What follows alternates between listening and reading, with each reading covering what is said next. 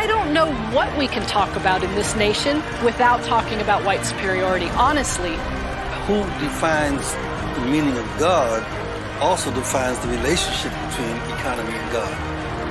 African Americans spent $1.3 trillion last year, making us the 16th wealthiest nation in the world. Why have we not turned those riches into wealth to develop our community?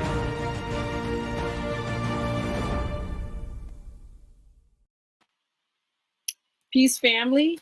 It's so good to be with you guys yet again for another installation of HAPI Talks. We are still riding high from One Africa. A lot of things are just happening with all the Black love that was in Detroit. It's just emanating just all throughout the world. We are still getting messages from all types of people, just Black folks everywhere. So we are extremely grateful. The movement continues, and we are. I'm so happy to be actually hanging out with Dr. J and Dr. Rosalind tonight. But we have Dr. J tonight. He is going to. We're gonna, go over. Well, we're not gonna go over his entire speech. Dr. J spoke for about 2 hours, and we want to leave some because we want you guys to get the live stream that we're going to be, the live stream that we're going to upload and have it out for, for you guys to purchase at a nominal fee probably in a couple weeks. We'll have that ready for everyone. But we want to, just in case you missed it, just kind of to get a sense of what was going on in Detroit for the One Africa Conference. Before we get started, I'm just some little housekeeping things. We want to make sure you guys are liking and sharing this video. That's super important. And also another thing that's super important is this right here. Make sure that you go onto our website, hapifilm.com. You hit the stay connected button and get connected. Listen, you can't be part of the movement if you can't get any emails or any messages from us. So it's really important that you are on the newsletter email so that when we have information, you guys are the first people to get it. So make sure that you are, right there. And I just want to give a shout out to everyone that is in the house. There's Gigi, Brian. I tell you, Brian is everywhere. I was on the Susan Tata show last week, and I was like, "There's Brian." So it's nice to see that all of us are all connected with the same people. That's great, and we're just bringing on new people, and that's super important. But Brian has been in the house almost everywhere I'm on. So peace to Brian, peace to Steve, William, Strawberry. What's up, Akon Divine? Akon Divine was on early. Oh, but I see Baka out in LA. I see you, C Squad Records, who is also one of the HAPI producers. So it's nice to see him in the house. And there's LL.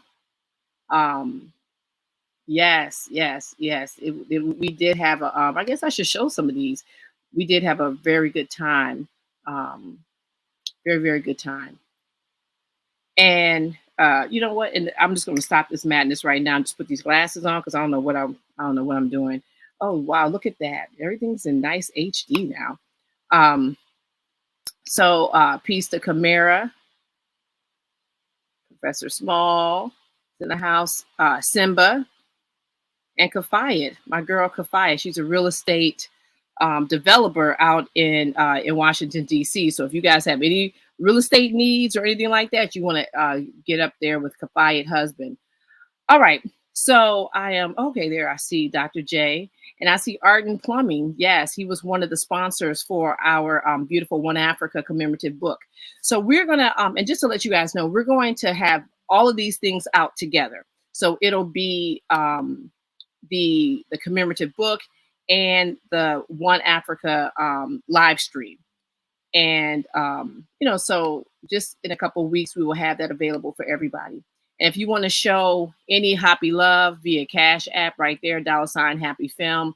Listen, this money, if you guys didn't understand where this money went, if you came to the One Africa conference, you could see it for your eyes where the money went in terms of putting up that conference and really all the things that we have in store for you guys. So it's going to be super cool.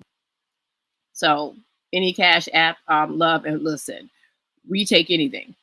So you don't have to feel like, oh, I don't have a certain amount. Like whatever you have collectively, it goes a long way. And that's what we keep trying to keep on talking about is collectively, this is how we can make this happen. And Nano. And I also want to give a special shout out to Segoya. Segoya took 3 trains and a bus to come to us from LA. She was our first person to buy a live stream ticket. And then she just decided, since it was going to be in Detroit, she's like, I'm rolling to Detroit. So she came to hang out with us. And now she's on the East Coast, hanging out. She went to the Malcolm X beautiful ceremony at his gravesite that Professor Small has been doing for many, many, many, many, many years. And so she was there. And I see some of you other guys was there as well. All right, Travel Light. All right, so without further ado, I tell you, for this older gentleman to be 85 and still alive, as he says, he's always quick. It's like I see him there and then he's like up and gone. So he's sitting down now. So I'm going to bring him in quickly before he disappears again. Hey, Dr. J. Yes, Hotep. It's good to see the family ready to continue the great struggle that we're in. And it's a struggle that we can't afford to lose. So we might as well put on our fighting shoes. Now, see, Yes. Some people have said dancing shoes. No, I'm saying our fighting shoes. We got to be able to move quick and move surely in the right direction. So we want to thank HAPI and those who have been responsible for expanding its reach. And it certainly represents, for me, a continuation of the great work of our ancestors, the great work of people like Dr. John Henry Clark, who came up from Alabama, Georgia. And as a youngster, he was not even allowed to go into libraries because they were white controlled. That left within him the belief that libraries were so important that he made that a part of his life. And throughout his growing up in New York, in Harlem, he put together one of the greatest collections of books on African people. And then he had the generosity and the decency to donate the thousands of books to the Great Library Center at Atlanta, where Morehouse, Spelman, the other schools, Morris Brown and whatnot, are there. He donated 15,000 books to that Great Library Center. If knowledge is power, and you've been able to pull together 15,000 books, then clearly Dr. Clark is one of those special individuals that we need to appreciate and pay homage to him. And so I was blessed to be at his feet. In fact, around him were young people like myself who were trying to find our way. And so we developed this process of sitting at the feet of the masters. And Dr. Clark certainly was one of those masters. We worked into his home. There were enough chairs for elders, but for us, not so elder, we sat on stools or cushions and listened to the great works and ideas and concepts that these brothers and sisters were laying out for us. And so you have a generation, several generations that have transformed themselves from Negroes who did not know what they wanted to be to African supreme. In other words, we're leading the African world into Africanness with no apologies. In other words, people who go astray and they find some Negro nest somewhere, that's beautiful. But we're going to try to capture them and lasso them back on the path of becoming transformed Africans. You know how wonderful that is? Transformed Africans. Now, as youngsters, we were told to wait, and the good times would occur when Christmas occurred. And we had to wait and hope that somebody called the jolly giant Santa Claus would be bringing us some goodies to eat, some goodies to play with, some goodies to celebrate. Now, little did they know that that was a part of this process of learning to appreciate and worship whiteness.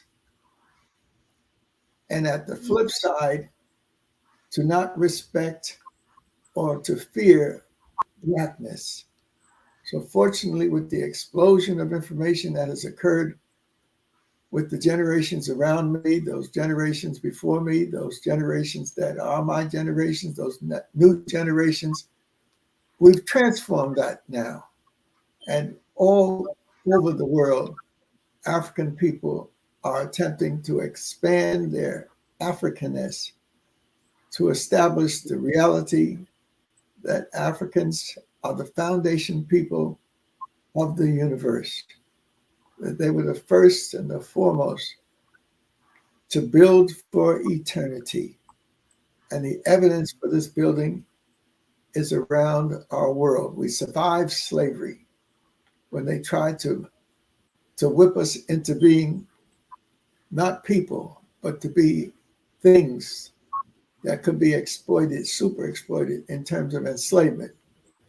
But we broke out of that mold, and that process of preventing us from being. And then we've been reaching all these years of my growth and development to understand what Africanness means. And it means taking control of your mind. So I used to have to give these speeches, and I always had to come up with something that was a little catchy. I mean, I was a musician growing up. I played not only alto sax, I played tenor sax. And then I met a lovely young lady who was conscious of things African, and also she was involved in music and played piano. And so that's reference to the other half of the Jeffries equation. That's Queen Mother Rosalind Jeffries, who was a pioneer. She was the first of many of us to get to Africa, to appreciate the diversity and the wonders of the African world. And so that she spent a career delving deep into that well of African knowledge that comes through the art, that comes through the culture, that comes through the rituals and sacred things, that comes through the understanding that we stand not alone, we stand with the universe, with the creator and those forces that we've been able to use to give clarity to who and what we are. So I'm so glad that HAPI has come into our world, and I'm happy. You can see me, I got a smile on my face now. Hey. No, we are so happy. I mean, listen, Taki talks a lot about just the beginnings of HAPI, and he's always like, there's no way he could even thought of this or had this in his mind had it not been for the tutelage of yourself, Professor James Small, and his other teacher, Ifudishi. He's like, there's no way. So, we are just doing what we've been told to do. So I thank you so much, Dr. J, for laying the foundation. Stay on the path, because clearly knowledge is power. Yes. And supreme knowledge is the key to Africa's spiritual development. And so get into the culture of sacred African things, African, not into the superficial things, but into the deep well of things African. And we've been fortunate to have had elders lead our path. Reverend James H. Robinson, a Black man up from the deep bottoms of Tennessee, where African peoples were forced to live in the lowlands and white folks lived in the upper part, and their septic tanks, when they overflowed during the rainy seasons, spilled onto Black folks' homes. So Reverend Robinson, coming up from the bottoms, moved so heavily up to the top when he could be a giant in the world, not just in Tennessee or in Harlem, but a giant in the world. He gave us this Africanness, and he helped us, so many of us, understand that it's ours for the taking, ours for the making, and it will help to remake us into powerful humans with a mission, and it's a sacred mission. Yes, it's a sacred mission. So you know what? I'm gonna show a part of so tonight we're gonna be showing some clips, not a lot, okay? Because we wanna, we're just trying to wet your whistle here for this live stream. But I sat right in front as Dr. J delivered this speech, and I was just mesmerized the whole time. Sometimes I was laughing, and sometimes I was crying, and sometimes I was just like, what is he gonna say next? It was such a treat to have him oh my gosh. Okay, so I'm gonna stop talking about it because listen, I see someone else right here, Kazi. She said the same thing that I'm saying. I fell in love with him at the One Africa Unity Conference. I am definitely a supporter. That's what Cassie said. So I kind of loved Dr. J beforehand, but let me tell you, seeing him in that way, I was like, whoa, because this is, I always hear people talk about Dr. J's speeches and this and that, but to be able to sit and witness it and, just firsthand was really, it was such a treat. So, so Dr. J, I'm just, going to show some clips, and yes. You tell me, what you were thinking. Okay. Yeah, it's like that's so funny. Every time I talk to my kids when they do something, I'm like, so now what was your thinking behind that? But no, I do want to hear what was going on because you were just electrifying. All right, so we're gonna do the first one. Okay, and this is StreamYard, so it lags a little bit, guys.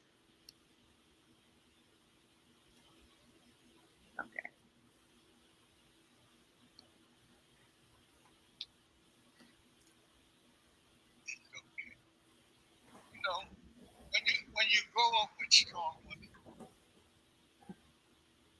African American women, you have to give thanks. Really do have to give thanks. And I've been blessed having all people, mothers, aunties, people that want even your blood claiming you and taking.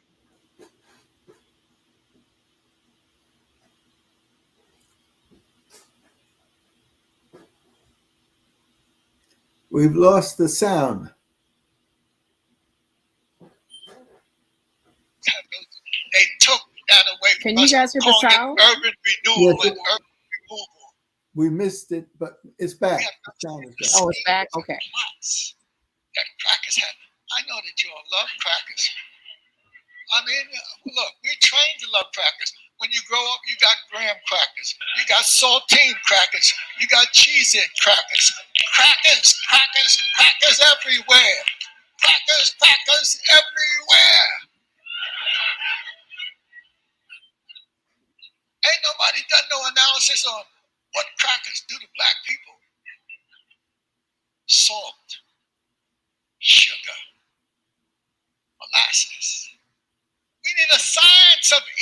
a science of breathing, a science of walking through the world. That's what the Nile Valley was. That's what the great civilizations of African people, science relating to nature. And that allows you to nurture the mamas, the breasts, babies. We had that, thank you all these mamas. And then she got two big giants. She needs help. So when she came to help. Okay. All right. Wait. Okay. Okay, this little. Okay. Wait, let me stop it. Okay. So Dr. J, what were you like? What when you started talking? What was that about? Like this first section. Well, you move on spirit in the sense that we were in our space. We had created sacred space. And it was clear that this was not a normal gathering. This was a gathering of minds and bodies and spirits. And the time was right. What time is it? It's nation time. That's what we used to say in the 60s and 70s. But now we've expanded that. What time is it? It's time for African transformation. It's time for African renewal. And by African, we mean all people of African descent. We're not just talking about continental Africans or Africans who have gone through the school systems and have their PhDs and their BBDs and their DVDs and all. We're talking about us as a sacred people on the planet. We're the foremost. We're the leaders of the planet. We've initiated the human experience. We can't take a back seat to others who are envious and jealous and who could create a mind just as we had just a few days ago coming out of New York State, a mind of a white person who had a plan, a calculated plan to murder as many Black people as he could. So we have to understand we've had to find a way through that. He ain't the first, he ain't gonna be the last. And it ain't gonna be just men, it's gonna be women and there's be elders, etc. People who want to smash and crush the African part of the human family. And our obligation is to raise it up and to let it shine bright on the rest of humanity. People who built pyramids in terms of their culture, who built temples, who got control of river valleys, who built great dams so the rivers could be controlled. People who studied the stars, the movement of the heavenly bodies, who understood the importance of the sun in the universe of universes. And so that's what we are. We're the special star people of the universe. We're the special spirit people of the universe. We're the special scholars who understand that scholarship is not used to abuse and to damage and to hurt and to destroy, but to do what? To build for eternity, not just to get a degree, not just to get a few dollars, but build the human family on a path for eternal development and understanding. And so, fortunately for me and the people I grew up with, that was a part of the process. I grew up in Newark, New Jersey, in a village that's a part of Newark, New Jersey. Just like we had villages in St. Louis and Detroit and Chicago. The village is the African space where you can have what I call the 3 C's at work. 3 C's: communal, living together; cooperative, working together; collective, sharing; In other words, our villages were not just for survival, they were for growth and development. So the concept of HAPI, using our resources to help continue our great movement through time, is what we've come into. And so this is marvelous that young people have been able to take it and move it into even more powerful ways than previously thought of it.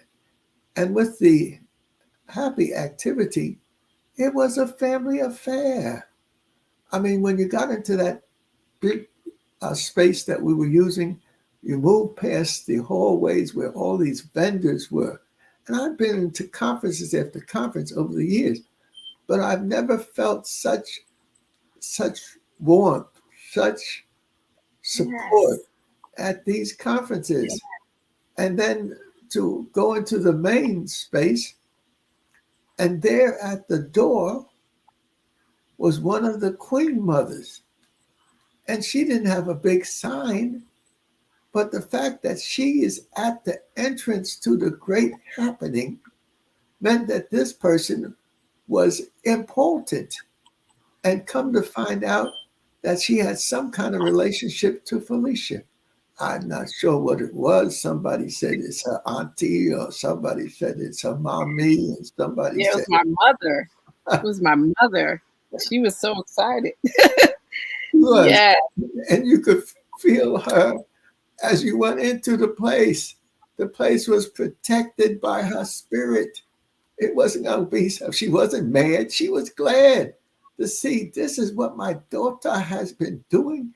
And this is the result of what her work is all about. And of course, we can testify here in the Jeffries household, because she has been coming here, bringing her strength, bringing her wisdom, bringing her patience. Never seen her in a negative mood. Even if she was, she would step outside the door and do it on the porch. But in his home, he walks like it is a special space, helping my wife be an international educator, not somebody who's just doing it for the job, but somebody's doing it because we've been trained to be missionaries of the African knowledge and the African spirit. Everybody who's touched us in significant ways have had this type of mission. So that's why I call it our sacred mission. If you're going to marry somebody, it's a sacred mission. If you're going to have some babies, it's a sacred mission.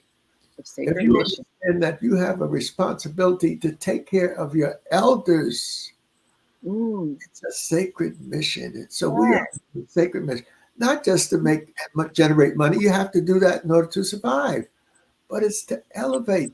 And so we describe this period of our elevation as the African Renaissance. And when you go to these European schools like my wife and I have, PhD for her at Yale and work at NYU, and my PhD at Columbia, and work not only in American schools like Lafayette College in Eastern Pennsylvania, but to have studied in Europe with the elite of the European world. And then you can see, as the Europeans try to train their people to be leaders, there we are in their midst, learning to see the world in its larger dimension.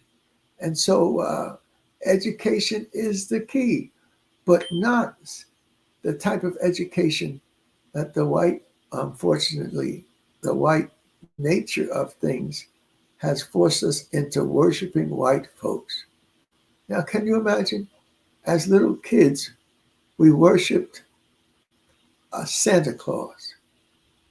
Now, we didn't have any chimney, so it was hard for us to put two and two together. Well, how come those gifts was there, spread out?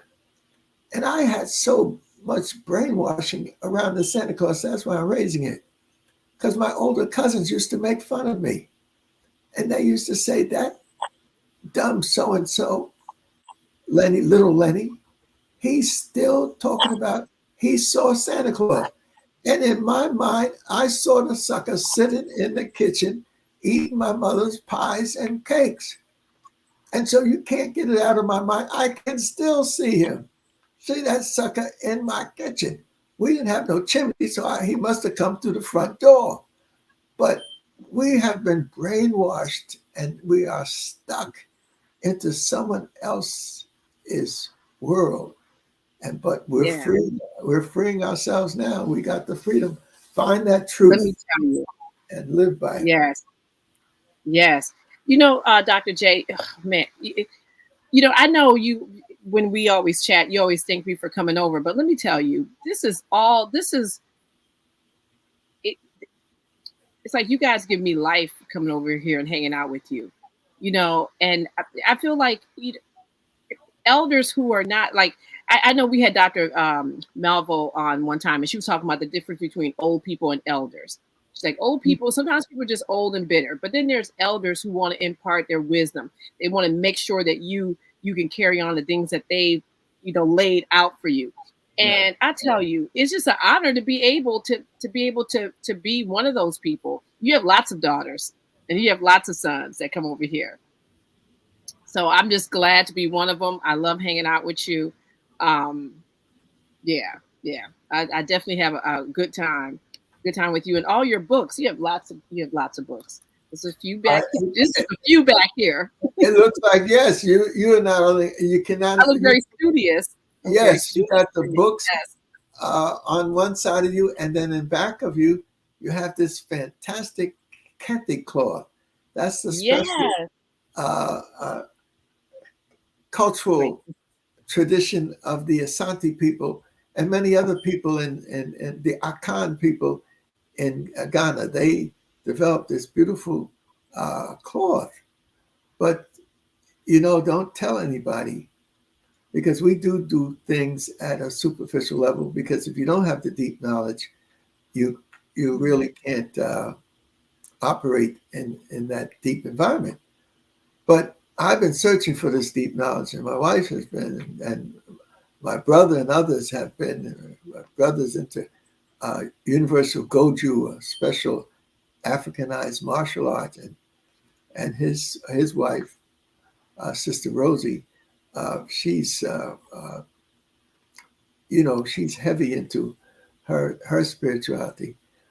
But that cloth that you have in the back, don't tell the power folks about it, because and sometimes you just are disobedient. I have that streak in me of sometimes doing the wrong thing. One of the greatest of the African leaders, the kingmaker, Bafo Aseo Kuto, he adopted a special link with me, just as the chief priestess who defends the Ashanti people and protects the golden stool developed a special relationship and appreciation of my wife, Dr. Raza, Nana Mbibio, that's her African stool name. Well, the chief linguist who saw something about me, he actually came to this house and visited us. On the couch that I'm turning my head to now, he sat there and he talked about African tradition, and that we had to appreciate it because it was deep. And then he got into giving a lesson. In other words, the Sons of Africa were here because they were part of our protective crew. And he decided to teach me in front of these young men who I was their leader, if you will. And his teaching was by a parable, by a story. And so he said, you know, Dr. J, that that cloth is a very important part of the Asante tradition in Ghana. In fact, when the great king of Asante was invited to be entertained by the great king of England, and he was invited to the great hall in England, we had a particular dilemma. And so here he's trying to teach me, and he's creating this story. And he said that the king and his entourage walked into the palace of the English royalty. And when they got into the hall, they saw before them a banquet table. And the banquet table was covered with a beautiful kente cloth. And then he had to tell the king and the others of the entourage that we have to halt here. And he said, we really have to leave the special place. Now, what he told us was that kente cloth is sacred. It's to be worn. It's not to adorn a table with some foodstuffs on it. So he walked out with the king. Now, what he was trying to tell me is that even though you're a part of our tradition and we love you and we honor you and we want to elevate you, we can't let you do stupid things that are not right. So in other words, that kente cloth he was looking at a wall, a whole wall full of kente cloth. I had to take it down, and I knew how to follow my instructions from him. And so we took the kente cloth, a wall of beautiful kente cloth down, and we folded it up and put it away. But it didn't stay away long because I wanted a favor from him. The Reverend Calvin O'Butts, the minister of one of America's greatest churches, white or black, Abyssinian Baptist Church in Harlem. The Reverend Calvin O'Butts was one of our teachers at the Black Studies Department. His wife was one of our students. And he had been working hard to replace the great preachers who lead the Abyssinian Baptist Church, which included the great Congressman Adam Clayton Powell and his father before him, the Reverend Powell, who helped to build the Abyssinian Church. And so he was being installed the weekend coming up as the preacher. And this was a great honor that the church had decided to make him the chief preacher at the Abyssinian Baptist Church. And so he said he wanted a special celebration to me. And he didn't come right out and say what it was, but I said, are you Reverend Butts, asking us to celebrate in the African tradition? And he said yes. And so we mapped out a plan that on Friday we would have a celebration in the African tradition, which would be an installment. And installment means bringing a person into leadership and having him swear an oath to the tradition. And so that was Friday. On Saturday, they would have a dinner at the Hilton Hotel. And on Sunday, they'd have the official installation in the church sanctuary. And so that was the plan. And so I had the courage to ask this elder, who is the kingmaker, could he stay another week and actually perform the ceremony of installment?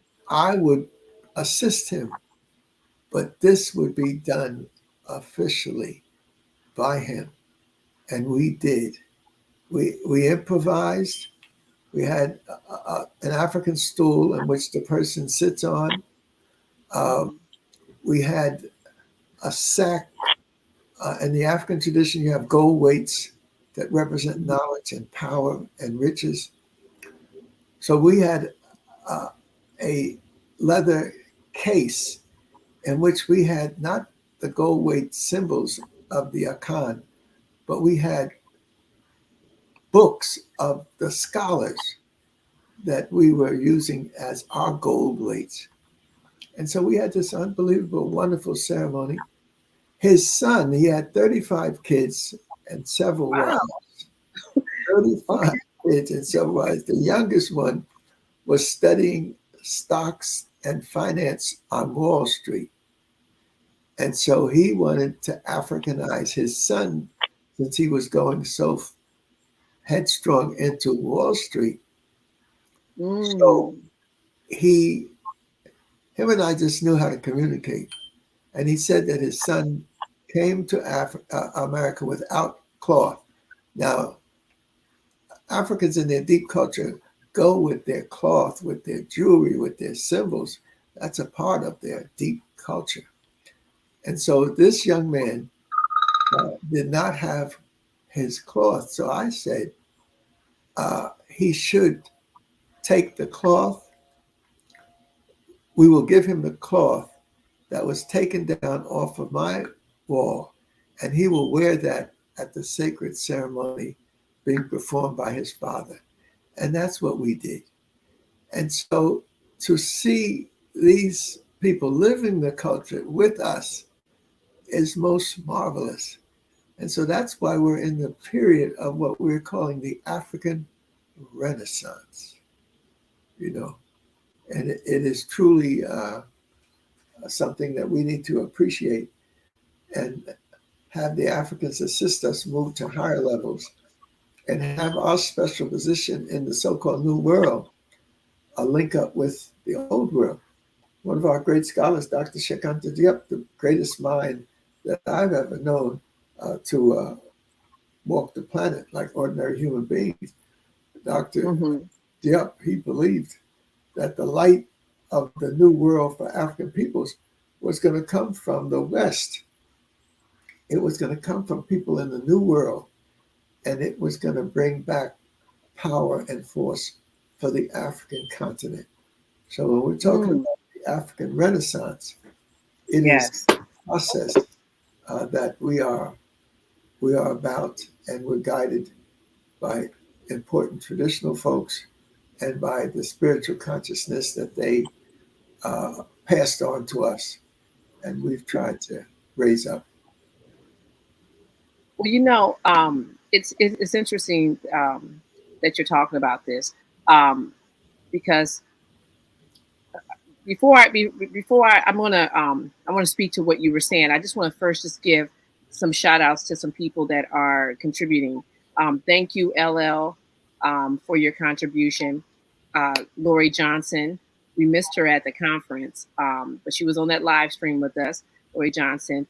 And I want to give a special shout out to Sean Richardson. So Dr. J, remember at the conference when you were saying no one can talk to you unless they are down with HAPI, and you put up your $1,000 and said you were going to, no, actually you gave us a blank check, but and you were just like, you were starting the ball running. Well, Sean Richardson and his wife literally donated some dough to us, which was super cool. And he's in the chat right now, still donating. So, Sean, thank you. Thank you so much. And, we are always. Sister Felicia, we need more of that. In other words, that blank check eventually became a check for $3,000. Yes. So that's how we build. We build together. Spiritual relationships. The 3 C's: communal, cooperative, and collective. Building together. And so you can't work a plantation by yourself. You can't build a church by yourself. Yeah. You can't manage a lodge, because the Africans had this tradition of the women having their special women's association working together, and the men have theirs. And so those type of brotherhoods and sisterhoods, even white folks have copied. So you got the Masonic tradition, and you have the Rosicrucian tradition, and you have the Catholic tradition. And so we're following the best of our traditions when we learn to share. And so people should know that sacrifices have been made by yourself and our brother Taki in an enormous way.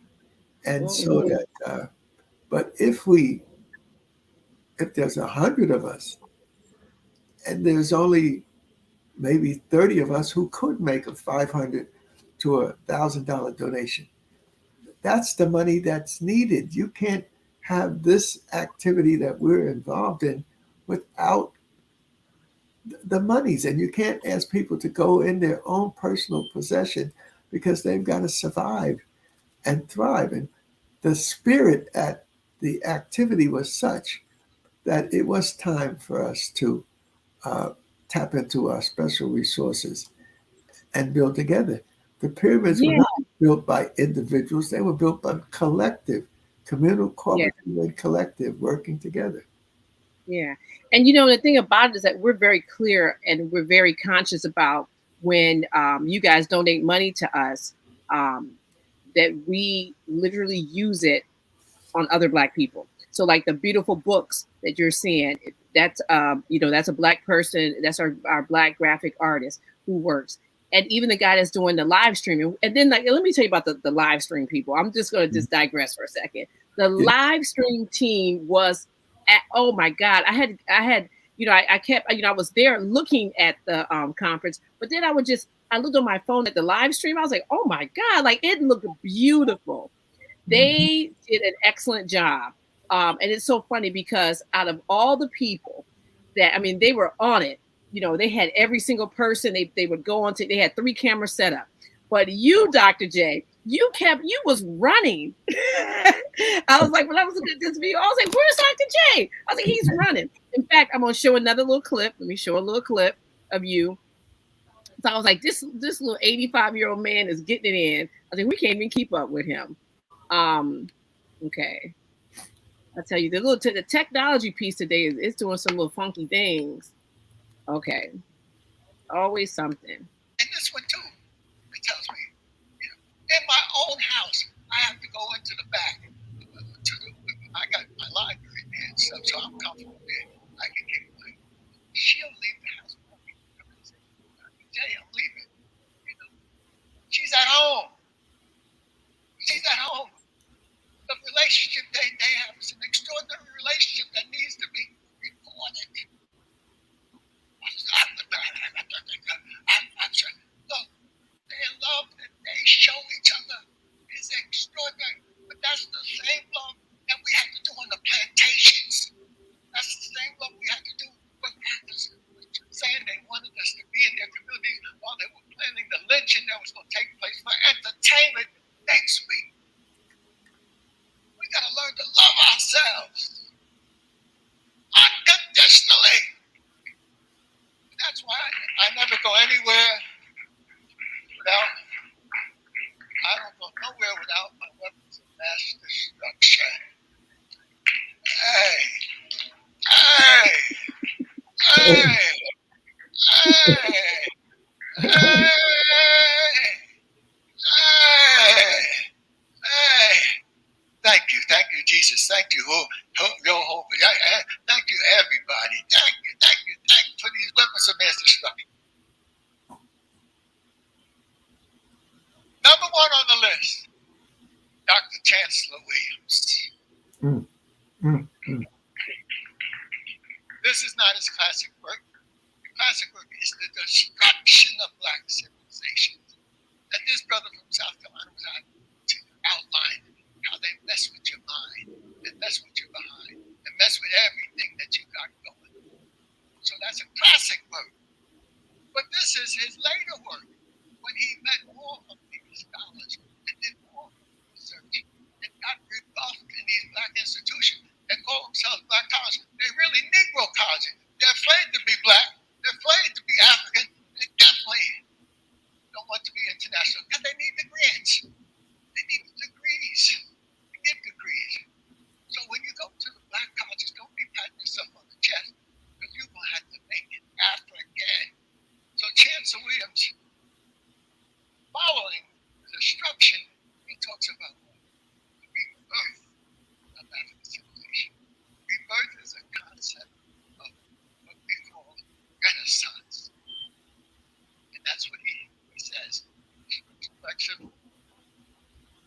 The Renaissance. Wow. Yeah. You said, wow, huh? Yes. I mean, in other words, Chancellor Williams was an extraordinary person. And he was a highly melanized person. He wasn't like Du Bois. Du Bois had this mixed background of Dutch and German and this and that. But Chancellor Williams was a serious melanized Black man who led the way to opening up this path. And he went and visited dozens of African countries when it wasn't easy. And so we have to appreciate that he represents a certain type of grit, toughness that comes out of our community, and it's hardened by the negative experiences that they transform into a source of power. And that Chancellor Williams, he is a Capricorn. Now, I don't want Capricorns to get excited. You'll just relax. Chancellor Williams is a Capricorn. Dr. Joseph Ben Yakinen, Dr. Ben is a Capricorn. Dr. John Henry Clark is a Capricorn. Yes, his birthday is the first. The first of you. Dr. Ben is the 31st, and then in the next hour or two, it's the first. It's Dr. Clark. So we used to celebrate them together. Wow, and nice. Then you have, John Hope Franklin, a Capricorn. He's one of the great scholars, and he comes out of that enormous scandal of Tulsa, where they burned down the prosperous Black community. His family was a part of that, and he becomes one of our top scholars, and with others sitting at his feet, etc. So Dr. Shekanta Diop, Capricorn in December. I have two nephews. They're doing fine. One is a political leader, and that's Congressman Hakeem Jeffries, and he graduated at the top of NYU Law School, and he was the graduation speaker. His younger brother is a historian, and he graduated at the top of Morehouse College. In 4 years at Morehouse, he disgraced the family, because after 2 years, he had all A's, but he had one B. And when I asked him, I said, well, what are you trying to do? You're bringing down the dignity of our family and our standards. And he said, well, Uncle Lenny,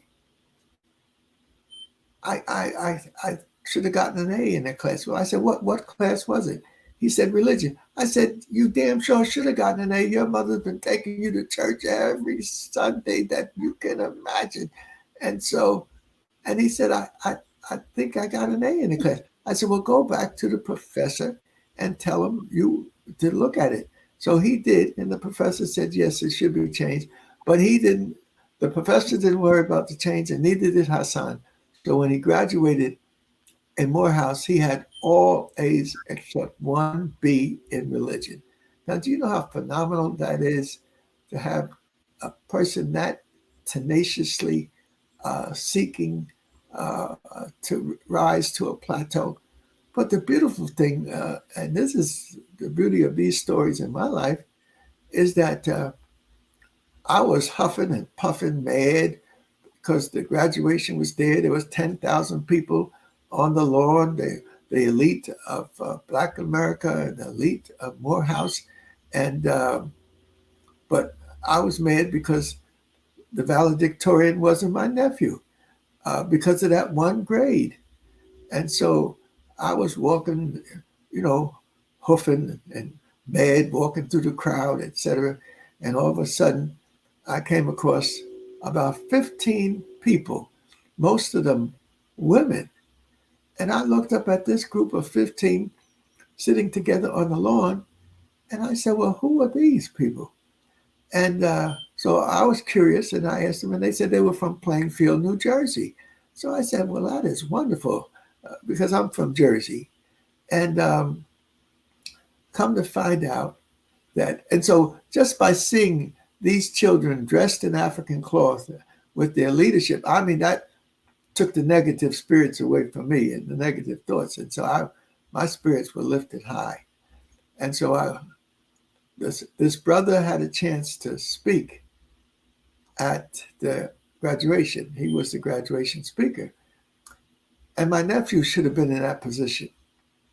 But this brother gave a fantastic presentation, and he was the first person of the so-called Negro colleges to receive a fellowship, a Rogues Fellowship. I didn't say Cecil Rhodes, I say Rogue Fellowship. In other words, named after this brother who helped to crush Black people in Africa to get the gold and the diamonds out of South Africa, Cecil Rhodes.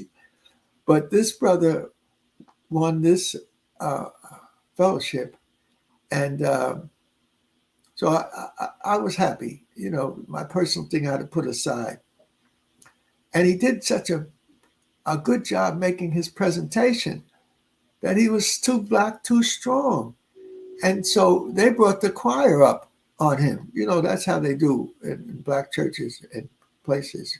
You know, if you're going too strong, they're not going to slip you a note, but they're going to go to the choir or something. And so they brought the choir to tell him that your time is finished. But I wanted to greet him because he did such a good job. And then what happened was the press, since he's the first Black to go on one of these fellowships, they were all interviewing him about his success. And so I kept my ground. And then he had his brother with him. And so the brother happened to spot me, and he came up and said, Dr. Jeffries, how you doing? I said, I'm fine. And he said, and I told him, I said, I really appreciate your achievement and your brother's achievement. And I'd like to honor him, you know, with a hug. He went back to his brother with all the press around him and told his brother that Dr. Jeffries wanted to greet him. He ran away from the press, came up to me, got on his knees. I pulled him up off his knees. I said, brother, this is your day. All I wanted to do is acknowledge it. And come to find out that that group of 15 women, family, that was his family. Of all of the pageantry of the ceremony, the one solid African thing was his family, and he was being so honored. So that's why we have to understand and appreciate and take a positive view on these things, African. And then link Africa, the continent, with Africa, the islands of the West Indies, with Africa, South America, all the way down through Brazil, with Africa, the islands of the Pacific, and see that we are a global people. And so happy, not just around the Nile, but happy around the universe. And hey, you can be sad, but it's better to get glad that you're African. You know what? You and this rhyming thing, I tell you, I love it. Hey. I love it. But the beautiful thing is that the continuation of the activity with the conference, and I may have overdid it a little bit with my enthusiasm.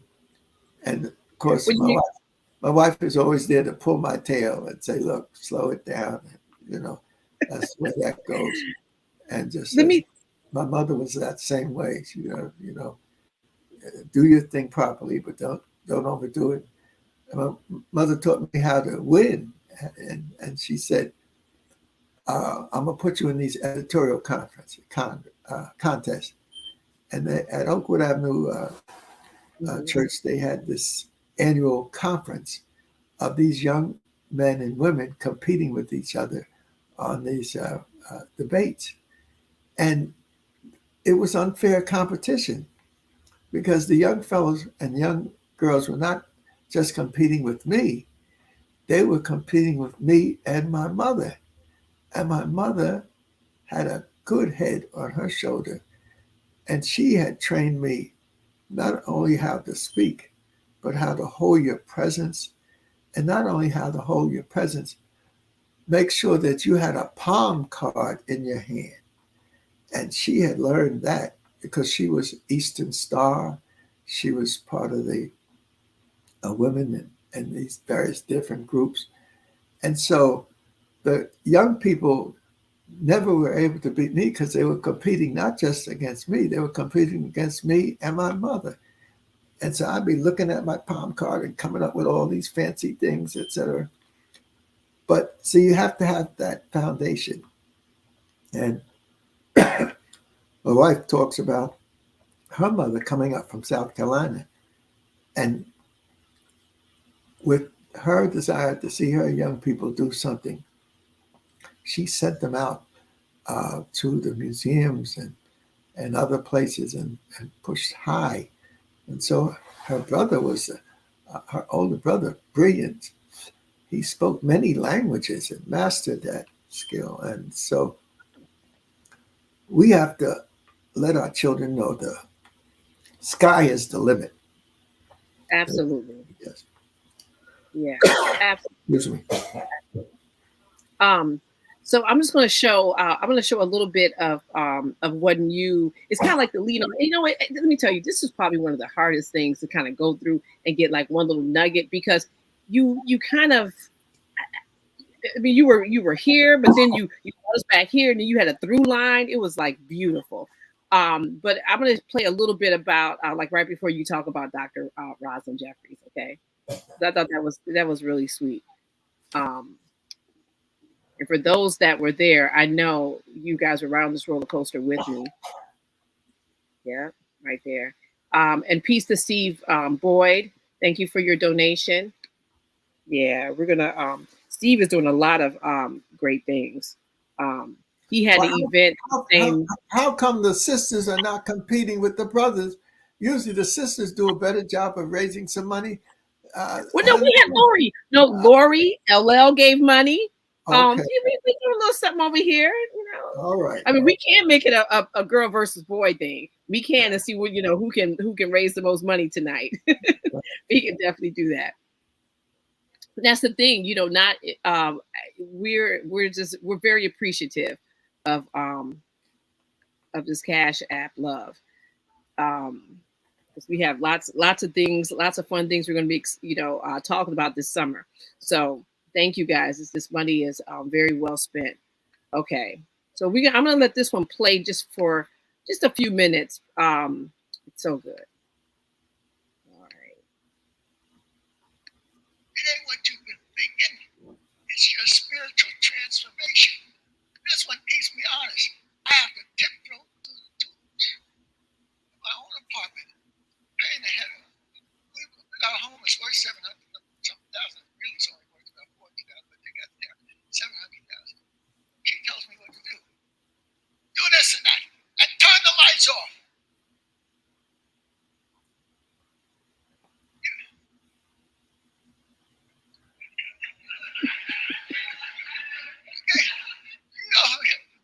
She got that from her Harlem village, where her father and mother would say, "We ain't got no money to waste on no lights.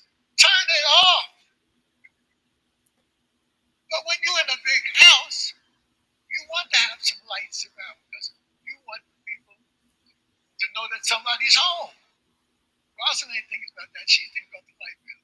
But look, this is the best partner you can have in life.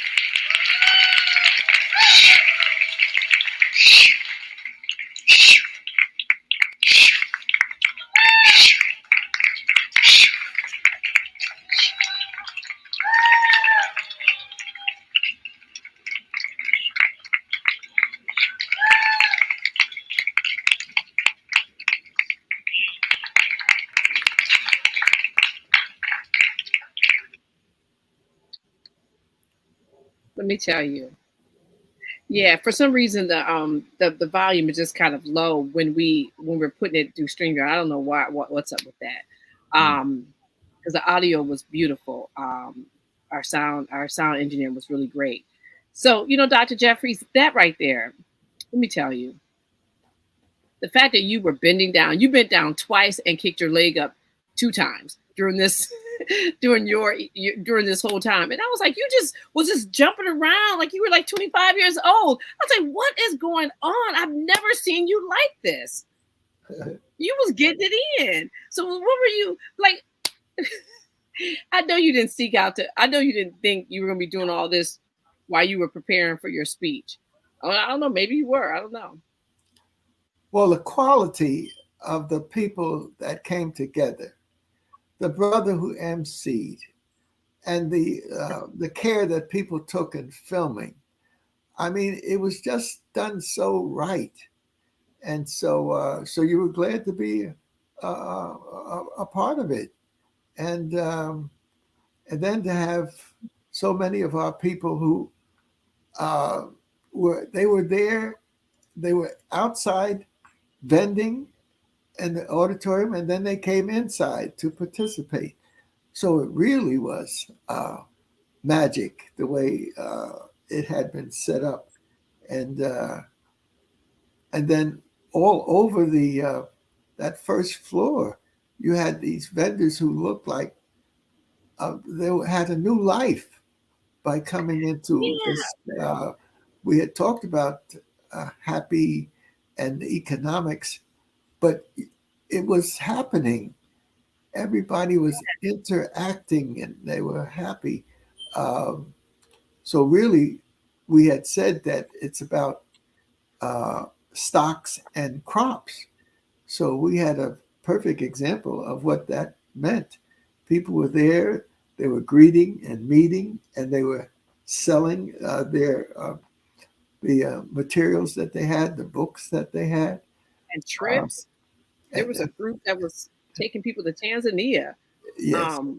Yeah, and you talking about Dr. Ken Harris. He runs the National Business League. Okay. He was our MC. Yes. Yeah. He kept you guys were like the Jamaican 4x100 relay racers. You were just handing the baton. You guys were awesome.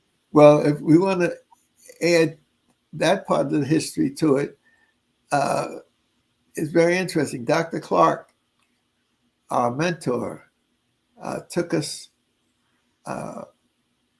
several of our scholars, well, he took 20 of us almost, out to a conference in Los Angeles of the whites that controlled African studies. So he was not going anywhere by himself. He had his weapons of mass destruction, the books. Yes. Because even his mentor, who was not a college-trained person, was John Jackson. And he wrote Introduction to African Civilization, Man, God, and Civilization. And so that he always took those people who helped him, he took their materials and shared them. So Dr. Clark took us out to be a physical challenge to these white scholars who controlled the African studies movement. And what Dr. Clark did was he took a crew like Dr.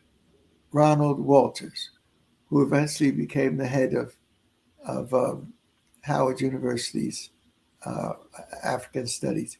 He took myself. He took people like our sisters, Herschel Chalinar, and so Shelby Lewis. All of these are people working on their doctorate and whatnot. So when we presented, we knew it wasn't jive. This was a serious challenge to white folks controlling our history. And when I saw the white people, scholars falling asleep when some of their people was presenting, I said, this is terrible. A person comes all the way out to Los Angeles to present at this big conference, and here these old white people falling asleep. So I said, they ain't gonna fall asleep on me. I'm gonna wake their butts up. And so I really gave a very powerful presentation. And so what we asked was parity. We wanted to be a part of the organization, and we wanted parity, meaning we should have equal. And they said, well, that's a big decision. We have to let our board decide that. So they said, next year, when you have a meeting, we'll consider it. Well, we didn't trust white folks, and but we had to accept that. And next year we went to Montreal, and they had their conference at Montreal, and of course they didn't honor their pledges. And so our young Tiger Cubs under Dr. Clark said, we can't take it. We're going to have to upset this conference. And so after we upset the conference, we walked out. And we said, we're going to set up our own. And so we did. And we met at Howard University, and we set up the African Heritage Studies Association. And that organization challenged the white organization for who is going to control African studies. And so in 1972, a few years later, we met in Ethiopia, the major international conference.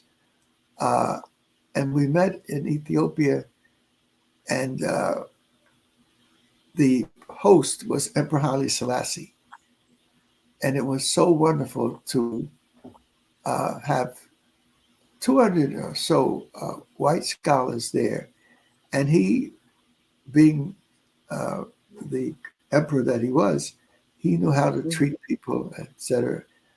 But he gave us special treatment.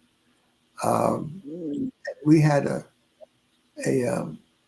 chance to go to the crown room where the royal throne is, and he stood before the royal throne for at least 2 to 3 hours and shook everybody's hand.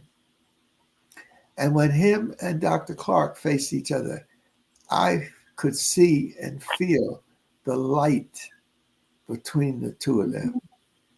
And I never forgot that. And so that's the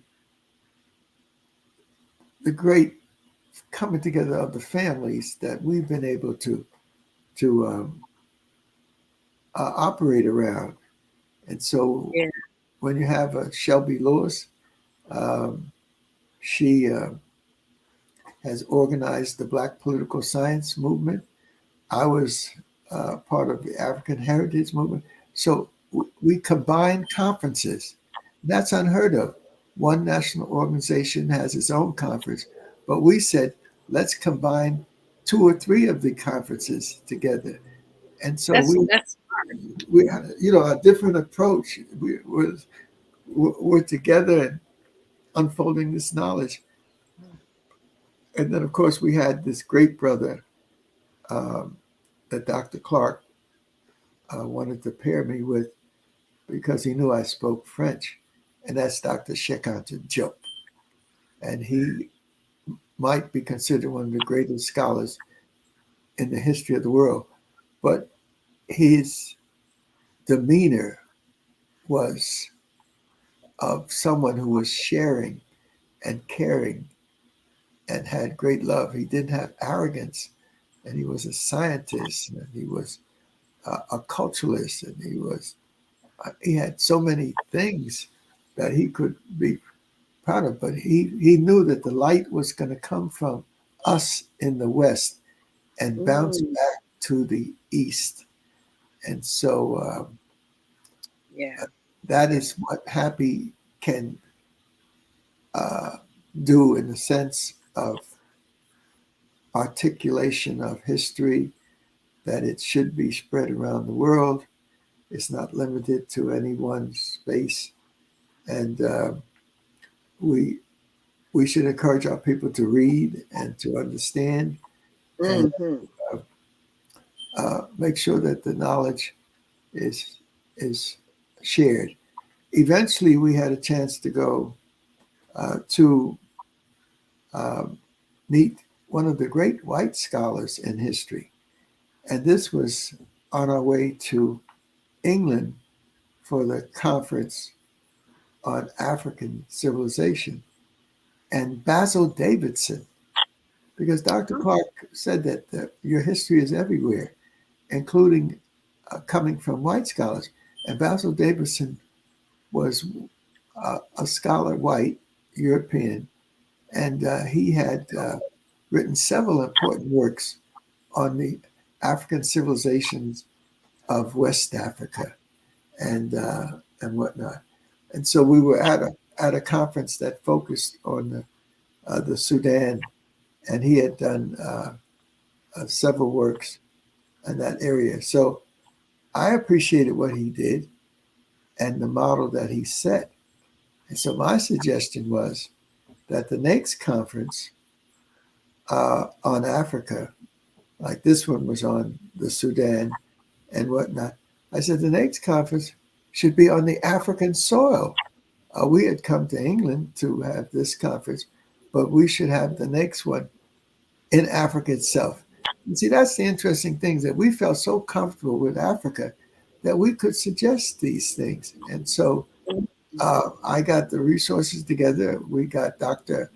Akinjobin, who was a great scholar from the University of Ife, and he came out of the University of Ibadan, and then he helped to set up the University of Ife. And so he agreed that we would have, instead of the Manding civilization of the Sudan that we had experienced, the next conference would be on the Yoruba civilization that Dr. Akinjobin represented. And so we've been able to move through the world with an objective and with goals and with models. And it's definitely putting a primacy of Africanness, but it's not eliminating those who come out of the Muslim tradition or the Hebrew tradition or the European tradition. You know, you said something in the beginning. You were saying what it means to be African. And you said taking control of your mind. What do you, how does one start to take over their mind? Well, for me, it was easy to make that dichotomy, because as I grew up with this African component to my life, and then in the classroom, the Greeks were worshipped. And so I mastered the Greeks in white America, but at the same time, I had a chance to master the African component. And so, and then very few people are able to, I didn't go to the black school down south. I went to Lafayette College in Eastern Pennsylvania, although I was accepted into many colleges, Rutgers and Columbia and Penn University and these schools. And I went to Lafayette because they had two black people there, and one of them was my childhood buddy, Sonny Green, from the streets of Newark, New Jersey, and from the lots playing stickball and playing stoop ball and doing a ditty, doo-wops and all. So I was looking for an African friend as opposed to the prestige of a European school. And so when I got there, I had a chance to show my abilities. I still played my horn. I played college baseball. I became an elder of the college church. I also helped design the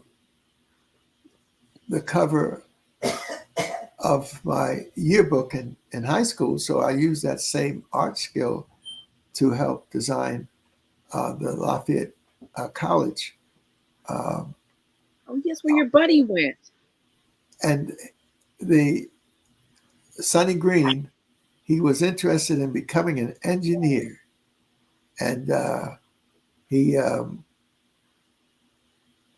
unfortunately, money was a problem.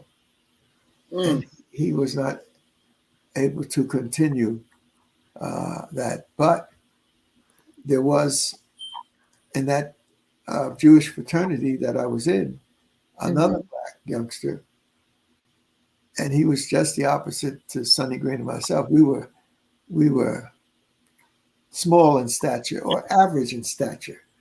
But this other brother that was there, he was from South Jersey, but he was a football player. And while Dan Wooten, and while in the fraternity, he, even though he had a football scholarship, he was interested in becoming a medical doctor. Now, that's unusual to have a football player who wants to be a medical doctor, but he achieved it. He was a star footballer. He was the deputy Rex. I was the Rex, the king of the fraternity. He was the number 2. He was the star of the football team, and he went on to medical school. And a couple of years ago, he died in South Jersey, but he was very successful and went beyond football. And so that's why you have to take advantage of these opportunities if you can.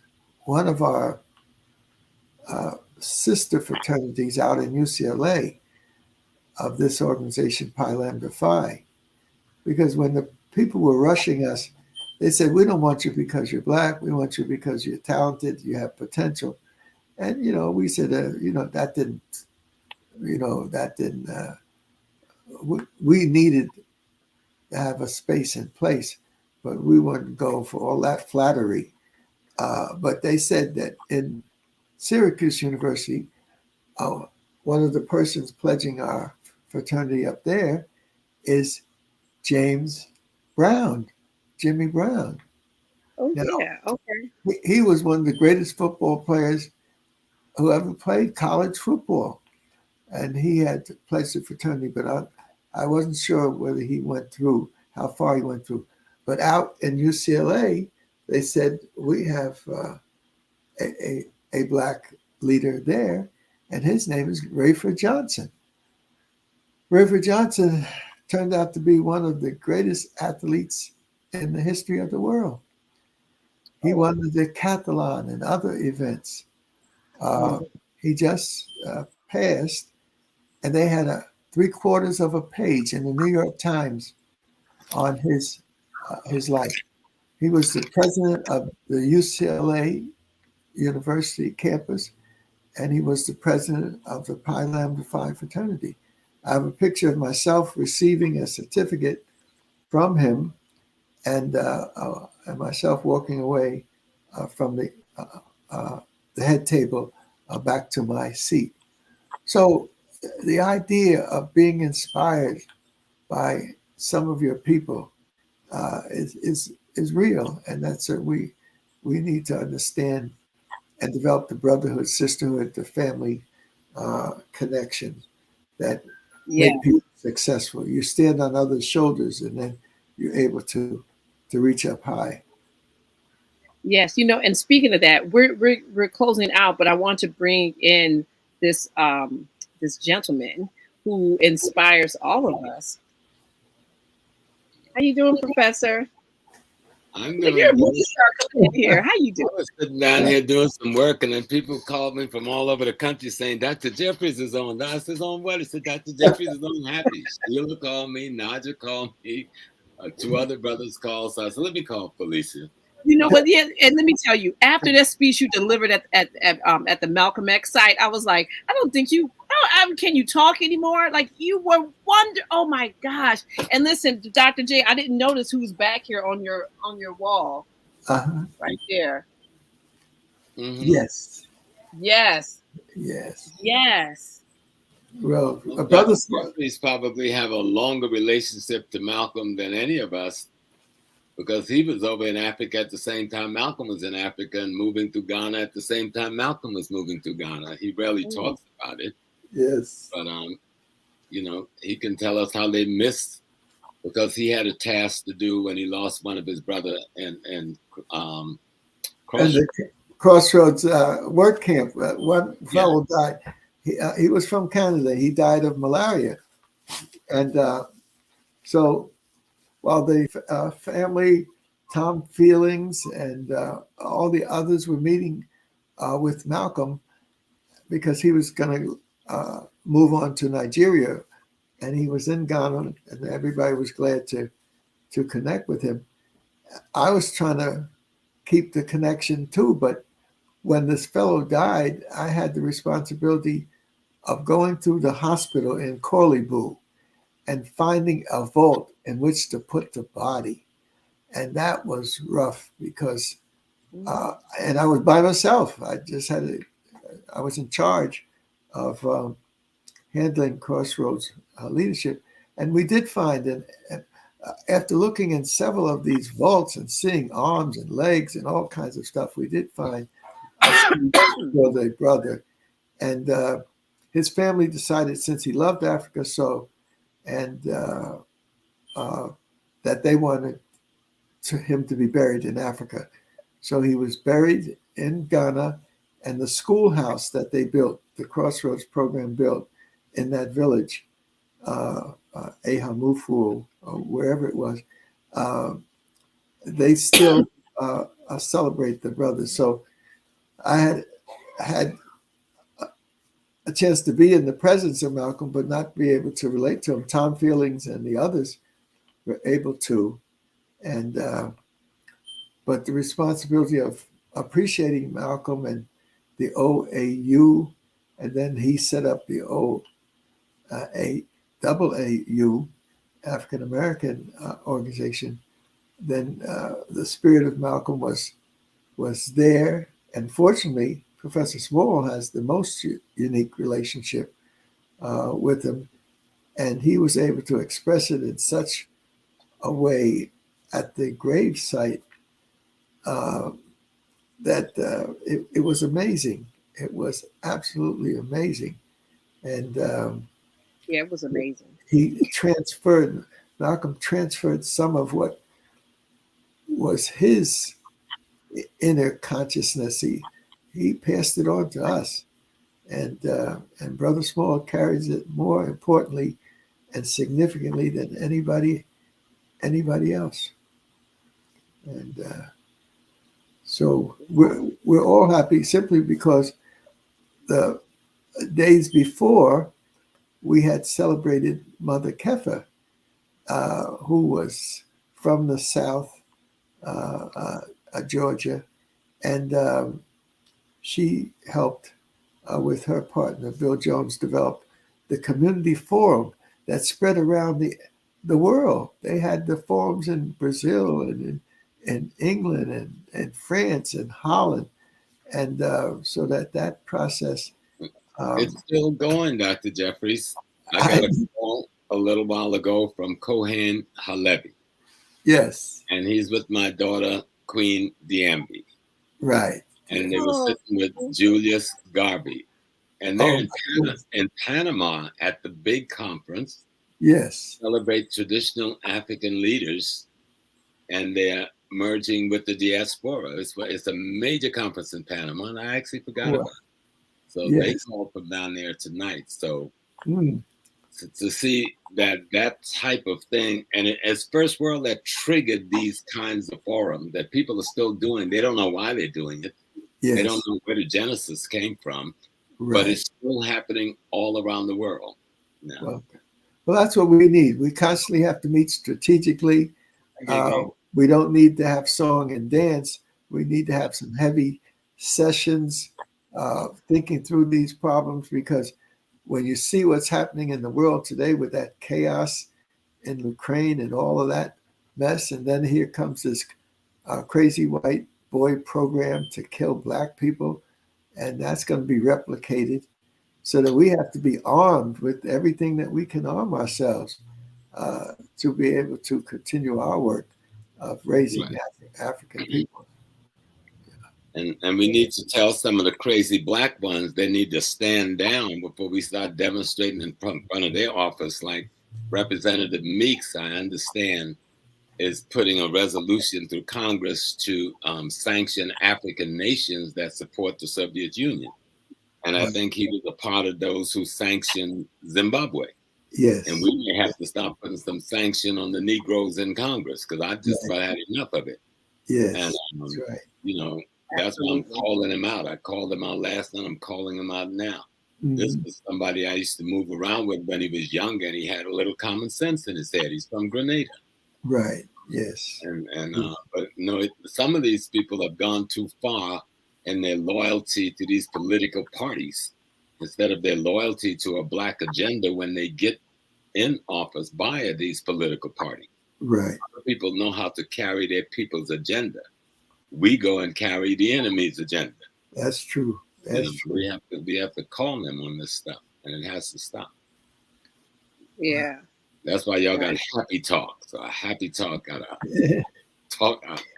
We got a black agenda. We don't care about nobody else's agenda. What no one else is doing. We have a black agenda. We got to know our history. We got to tap into our African sacred sciences. We got to have our African mind and our behind. Isn't that what you say, Dr. J? Yes. African mind and yeah, like we're very clear about what we're doing over here.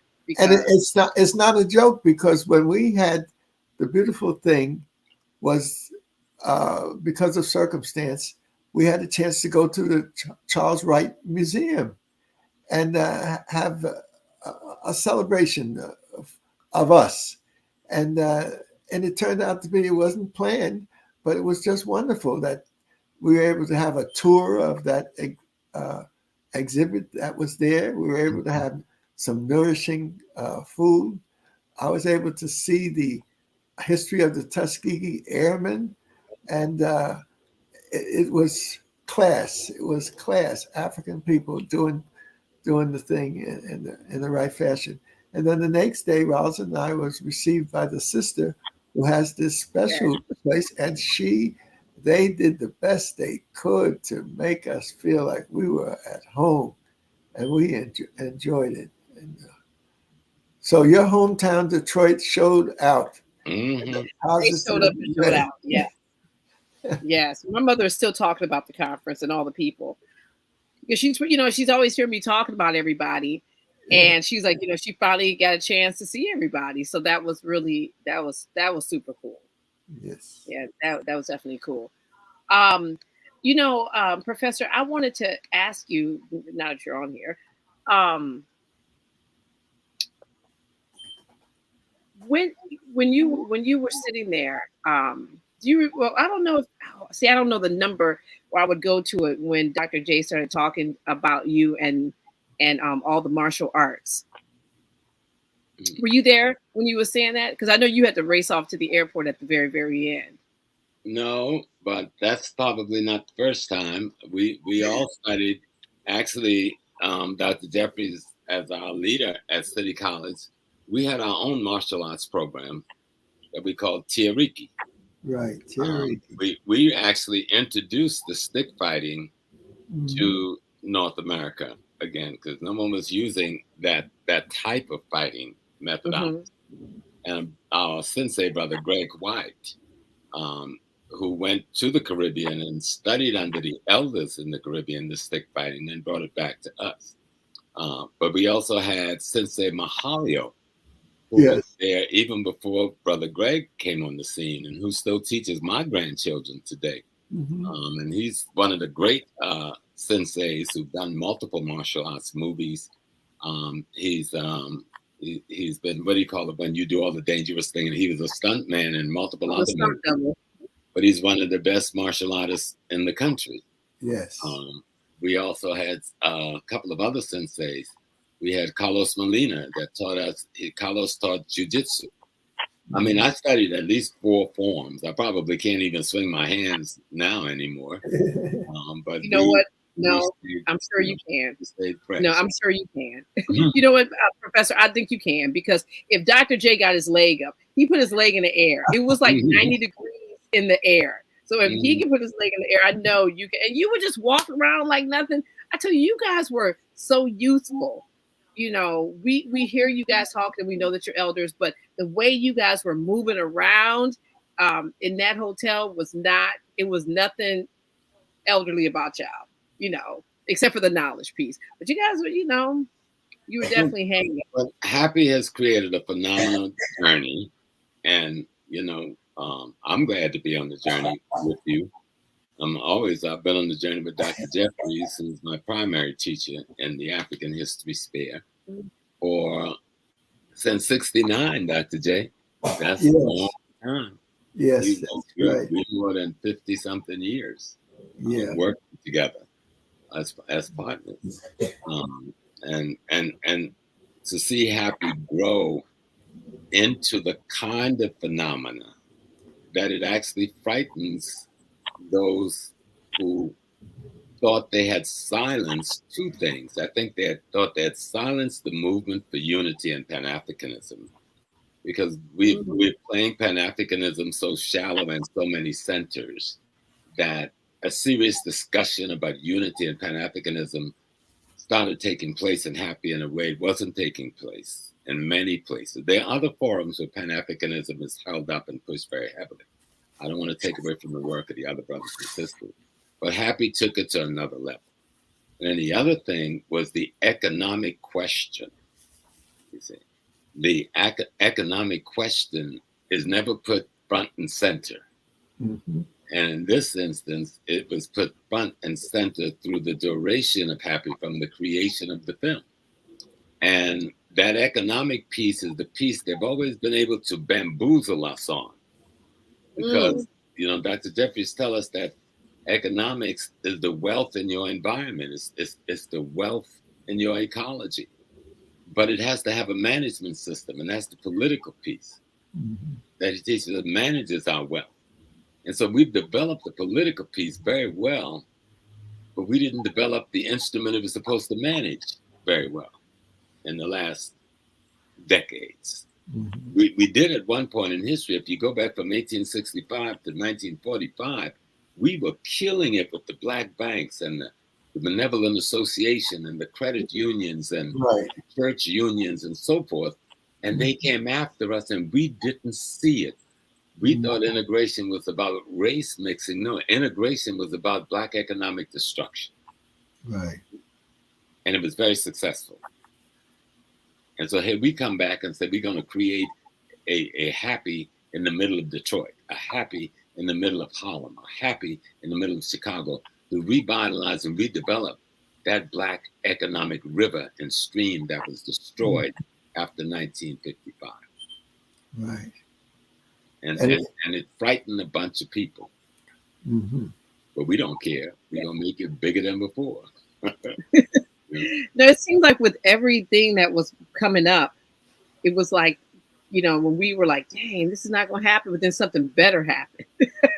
You know, so yeah, that was definitely power to HAPI and being able to just, you know, to just get this word out. Well, last night we had a chance to watch, and it was really wonderful.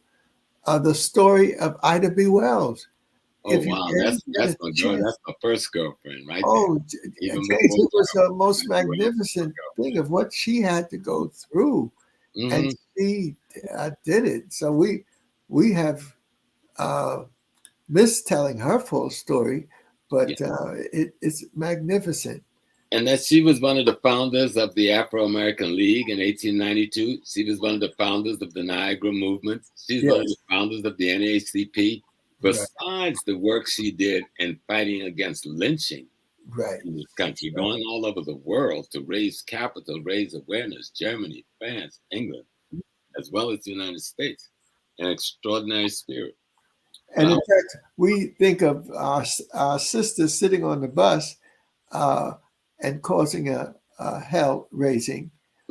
But Ida B. Wells, she was on the train and they had to pull her off. She was fighting, and it reminded me so much of my mother, because when we used to go down to Virginia every summer, she would not accept those nasty cars that were put on in Baltimore and move into those nasty cars. She would make an arrangement with the black folks who handled the dining car, and we would be allowed to squeeze in there and eat we have our little shoebox of chicken and stuff like that. But my mother was able to slick those rules that said, no, black folk ain't supposed to be here, they ain't supposed to be there. And so when you saw Ida B. Wells doing it, and then going to the World's Fair and raising issues, putting it on the international agenda, so that I'm going to have to get another book on her and read it and look at some. I'm writing something, and it's on the women. I'm not going to say much about it. I was inspired by Ina, but a tape I did before Baina did the Sheroes of the Haitian Revolution. Yes. About 6 years ago, I did something for the organization we have in New Rochelle, and it's called Phenomenal Black Woman. But it's a PowerPoint slide presentation, and I is a part of that process where I have 20 of what I consider phenomenal Black women, starting from ancient Kemet to now. Yes, looking at their contributions to our freedom around the world, because we've been at war for a couple of thousand years. It wasn't 400 years. Right. We've done well to have survived, let alone thrive. Yes. But we did both. And so Ida B. Wells is just one of those extraordinary Black women. It's like when we talk about our sister who was did the hair, what's that? Madam Walker. Madam C.J. Walker. We forget there's a sister who taught Madam C.J. Walker. Right. From St. Louis, who had a college, Poro College, that she built. And Madam C.J. Walker used to work for her as a salesperson. And she was the first Black business to be on display at the Chicago World's Fair. Wow. And she was really the first female millionaire in America. And so there's so much work we need to do to show our children these models and these examples to emulate. We don't need any white folks to show us nothing. Right. We have expressed ourselves in the world in such an extraordinary way for century after centuries after centuries, and especially with our women. When the Moorish brothers have their dialogue about the Moors, they need to realize that there was two types of Moors. There was them Black folks who didn't mix with the Arab folks. Then there was the groups who was mixed with the Arab folks, who we tend to identify with too much with the Islamic stuff, because the Black folks who was led by a woman named Amanatu, who came out of the Atlas Mountains and fought the Arab armies toe to toe for nearly 5 years before they finally was able to assassinate her on the battlefield. Right. She led her armies. And she made one mistake. She moved from fighting the guerrilla warfare that she was very successful at and trying to fight a kind of an infantry warfare on the open plains. And that was not what they were best skilled at. But the fact of her history and her leadership is unknown to most Black people. Someone just set up Sister Annie Malone's name. Yes, that's the sister who had Poro College, who taught C.J. Walker. And Poro College was still open in the 1950s. I think they may be closed now. But these things in history we need to know to see how extraordinary we were, and that a lot of people tried to talk about marginalizing the African woman. That was not a part of Black American culture in the 1900s and the turn of the 20th century. Black women were leading all aspects of our community, right beside and most of the time ahead of the Black men. And that's why when we raise Malcolm, it's appropriate, the scholar warrior. But we cannot forget his partner for life, Sister Betty. Sister Betty. And she had an extraordinary role to play. James and I were close to her, and to see her going in Uganda and going to the top of the mountains to dedicate a park to Malcolm. Mm-hmm. And there were plenty of security, but there were so many little kids that it overwhelmed the security. She wasn't even worried about the security. She just wanted to embrace all those kids. But And she then- did further than that. She pulled down the fence. They had put a makeshift fence up, chain link, and Yes. like for security purposes. And she went up to that fence and made them take it down. Yes, They that's could right. be with the people. And then when she was in Ghana, Mm-hmm. Minister Farrakhan had an important role to play, but he could not come. And so the person who helped to rededicate the great renewed memorial center was Dr. Betty. For Kwame Nkrumah, when he was moved to the mausoleum where he Yes. now rests. That's right. It was Sister Shabazz that was took over. That's right. Yes. Spoke on our behalf. But she was extraordinary. We were in Grenada together. We went other places in the country together, speaking and teaching and doing May 19th. She would move all around the country, and she would culminate that week on May 19th in Charles Memorial Chapel where her husband was buried. That's how she would end the week of celebrating Malcolm's life. Right. And she would come there to help raise funds for the Charles Memorial School. Dr. Jeffries, myself, Ozzie Davis, and others who would always be with her every year. That was the last place we saw her, Dr. Jeffries, Right. Yes. before she passed away, that May 19th. And her and myself was there. She sat in the car and we were talking. Mm-hmm. I remember the last thing she told me, she said, "You going back to Africa this summer?" He said, "Yes." So you and Dr. Jeffries go to Africa all the time. You don't bring me any gifts or anything. He said, "This time when you go to Africa, I want you to bring me a beautiful dress." Now, if you're from South Carolina and somebody asked you that, you know that's death. Yes. And being out of our space, we didn't realize that. Yeah, if somebody tell you to go and buy them a beautiful dress, you don't do that. Right. I'm from the root country. That's just the way it works. But I wasn't in my spiritual space. I was in the Negro space, but I didn't pick it up. Well, she had that African female spirit, and she tried to work with Alex Haley. It was rough, but he had promised to help money with the children, and he wasn't able to do what he needed to do simply because he had signed contracts with white folks, and they got most of his money. Mm-hmm. But she really fought for the spirit of Malcolm. I remember once I was at a big conference in Chicago, and I said something critical of Malcolm. Oh, yeah. He met me in the hallway, and she said, "Malcolm knew everything, and I don't want you saying he had any limitations." And then she looked at the medallion I had, which was a beautiful medallion, and she said, "I like that." And she just took it. I said, "Yes, go on, Betty." So she was a wonderful spirit, handling all that. And back of me is a picture of Malcolm and Muhammad Ali, and it's with three of the girls, including Ilyasha and Jamila and the oldest girl. But Betty is in that picture, James. But they cut her out. She's yeah. I have the picture. She's standing in the back to the right. Yeah, and so that. But no, it was a fantastic experience for us to have some of these great leaders move through our world and continue to inspire us. And the key thing, I know you got to go, Chal. I know you really need to wrap this up.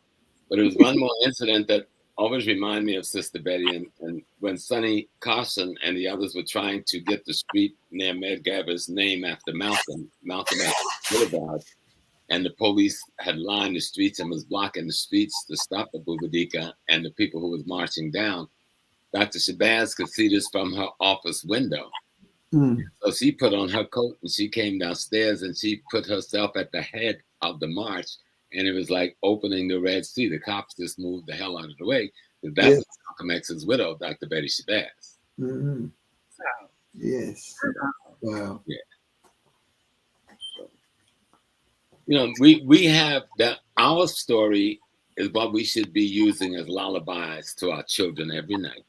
Mhm. Our story is what at least one day in every household, 2 hours should be contributed to just telling our story every week. 2 Right. hours every week. We will change the world. Because what somebody made clear to me that made the difference about Malcolm was that most of the other leaders were speaking to the white folks, but Malcolm was speaking to Black folks. Right. And so what we need to do is speak to ourselves, speak to our children, right?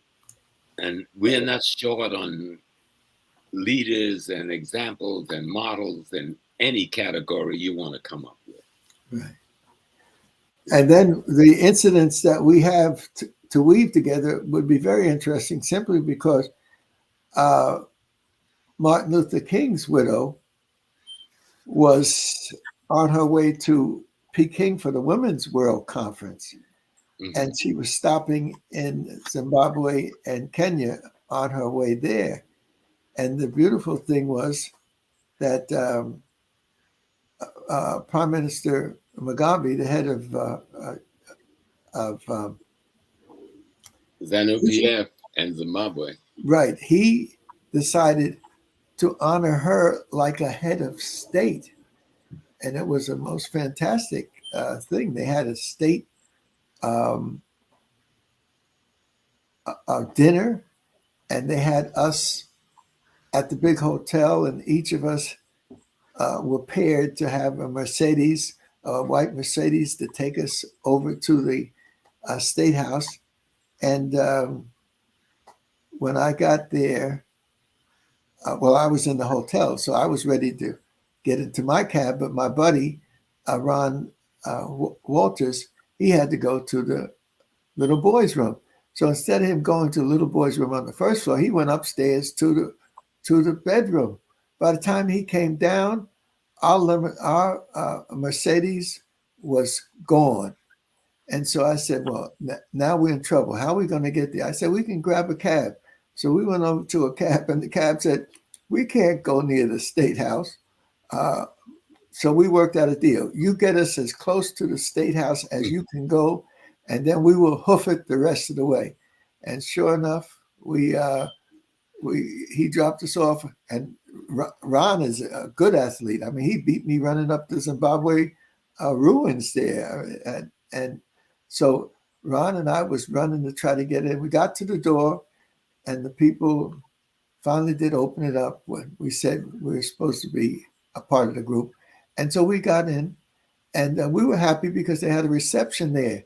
But this fellow who was supposedly responsible for letting us in, he was all nervous and whatnot. I said, brother, relax. We're happy now. We're inside. We're in with the people. And he kept doing nervous things. And what he was trying to do was to keep an eye on us because they were moving in 2 chairs to the head table with Mugabe and Mrs. King. And so finally they brought us in, and we were sitting there at the head table. And Mrs. Mugabe, who was from Ghana, so we were very friendly. And she had said her husband stayed up all night listening to you on the Zimbabwe television. And he kept pounding on his desk. That's a teacher. That's a teacher. That's a teacher. And so these are the type of experiences we've had, which helped to enrich what we did because the people appreciated it. And so no one knows that story about Mrs. King being honored. And she was happy to be. She went out to that Zimbabwe memorial of the warriors fighting, and she berated her son, Martin Sr., because he forgot the camera.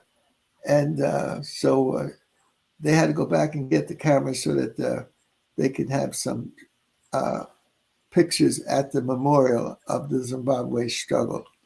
So these are the things that we need to make sure don't slip into history and get lost. We need to put some of that out there. to see how our people have tried to make a way out of no way. So we're going to let Sister Felicia make a way out of nowhere now. I know she got to close down. I see her face.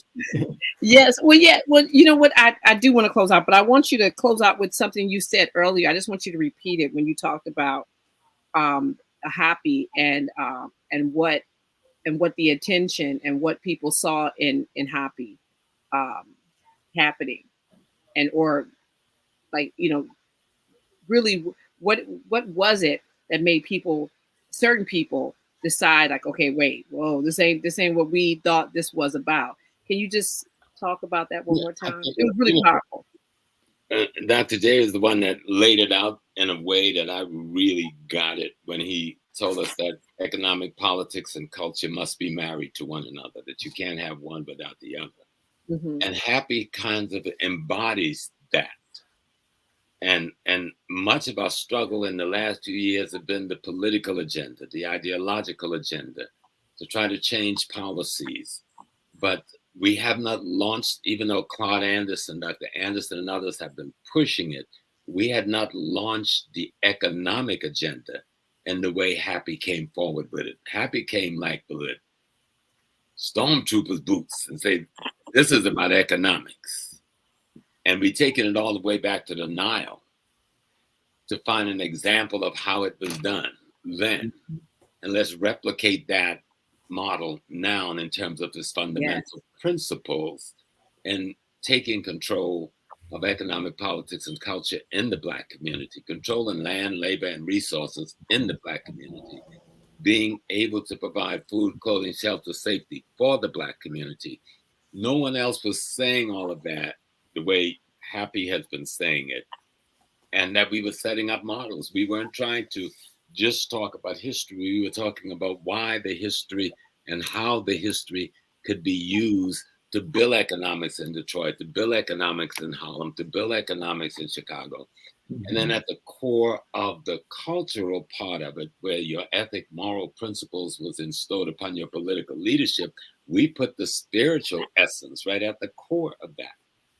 And so it was a discussion of four things: a discussion of our spirituality, a discussion of our culture, a discussion of our economics, and a discussion of our politics, but in a family connection.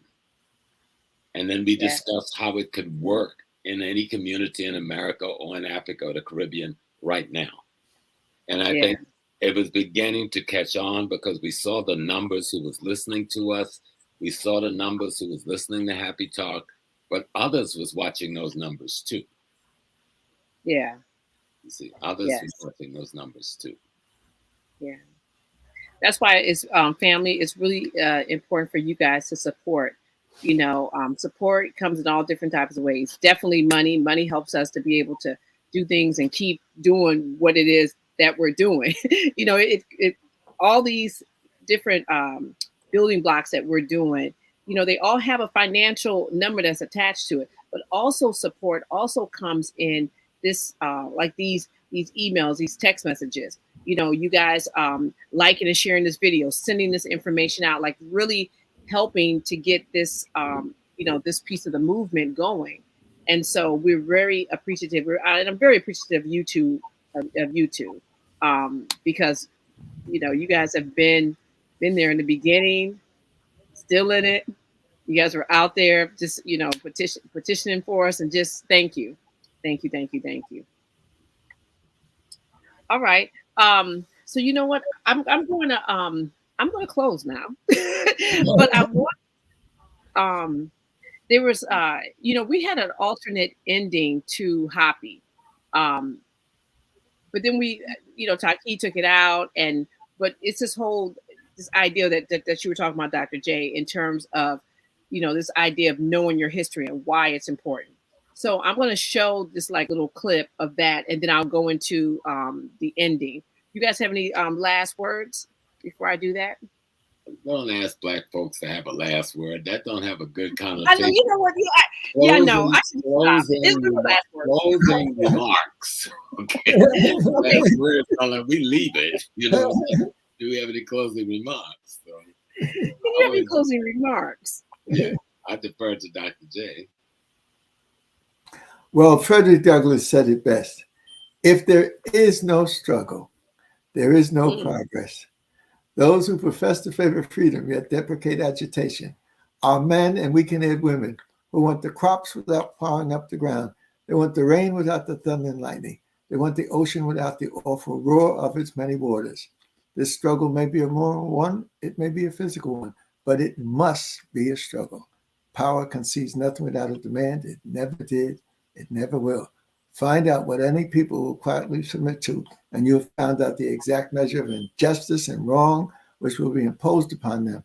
And these will continue until they are resisted with either words or blows or both. The limits of tyrants are prescribed by the endurance that they accept. Now, we use that as the key for the sons of Africa to have serious thoughts in their mind and in their consciousness when we met and when we left each other. So that's my word. If there is no struggle, there'll be no progress. All right, thank you much. My last remarks will be, Amen is satisfied. That's right. There it is. All right, family. Make sure you please, sign up for the newsletter. Go and make sure you are liking and sharing this video.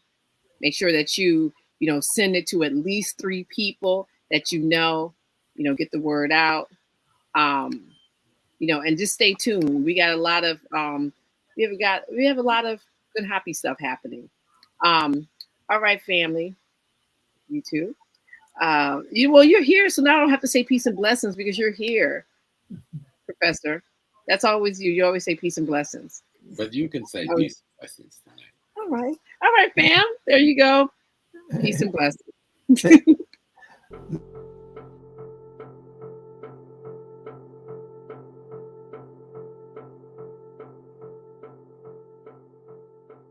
So we have to have our own narrative of what history has been and what history is and what history can be used for.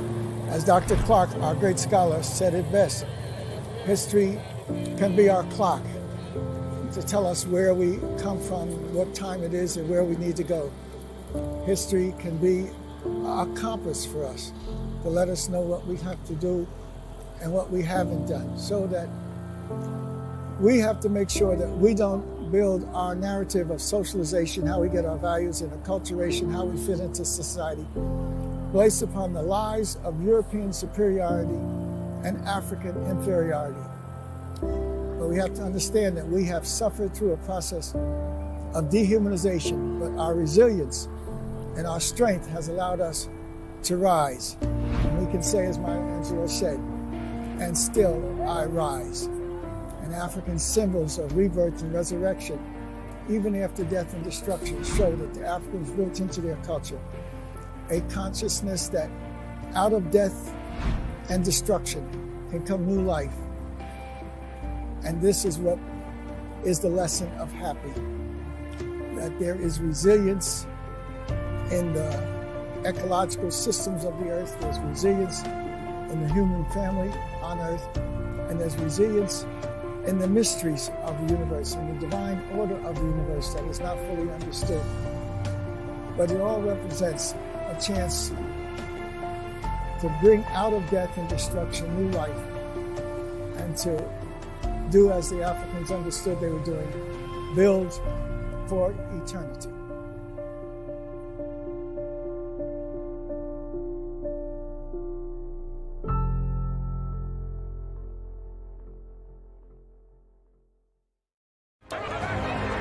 I don't know what we can talk about in this nation without talking about white superiority, honestly.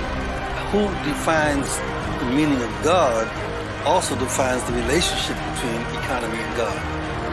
African Americans spent $1.3 trillion last year, making us the 16th wealthiest nation in the world. Why have we not turned those riches into wealth to develop our community?